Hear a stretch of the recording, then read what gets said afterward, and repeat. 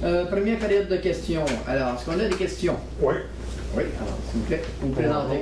Mon nom est Pierre Despaux, je suis au 20 chemin du Lynx dans le canton d'Offord et je demeure à moins de 150 mètres de votre prise d'eau potable dans le lac Walker.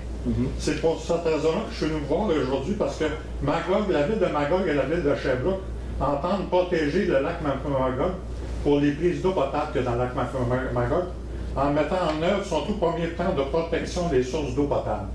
Moi, j'ai fait une demande d'accès à l'information ici au mois de mai concernant le plan de protection de la source, concernant il y avait un cahier de travail de prévu pour la mise en œuvre du plan de protection de la source. Oui. Puis, j'ai pas eu de cahier de travail, il n'y a pas de cahier de travail. J'ai pas eu d'autres documents non plus sur la mise en œuvre du plan de protection de la source de votre prise d'eau dans le lac Walker. OK. Je veux savoir quand est-ce qu'il va être mis en œuvre le plan de protection de la source.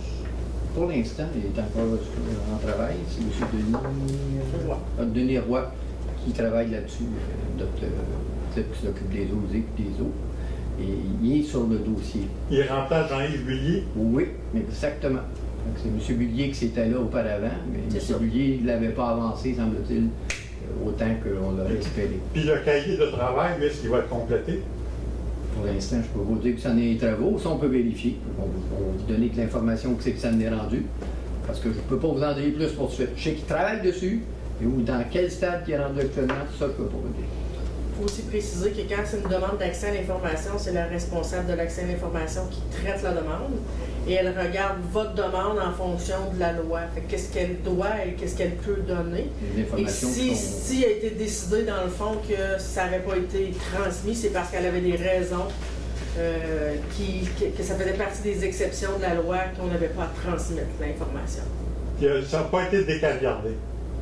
Le document qui m'ont je lui ai demandé le document décaviardé. Ils n'ont jamais voulu me l'envoyer, le document décaviardé. Il est encore caviardé.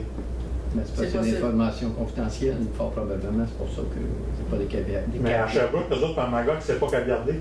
Moi, je n'ai pas regardé ce que les autres ont fait. Est-ce que c'est un document de 200 pages que vous avez reçu? Non. Parce que ils ont fait une conférence de presse. Ouais, tandis que nous autres, c'est pas un communiqué de presse qu'on a actuellement. C'est pas ça la situation. C'est vraiment un document de travail avec des informations qui sont privées, qu'on ne peut pas donner à tout le monde.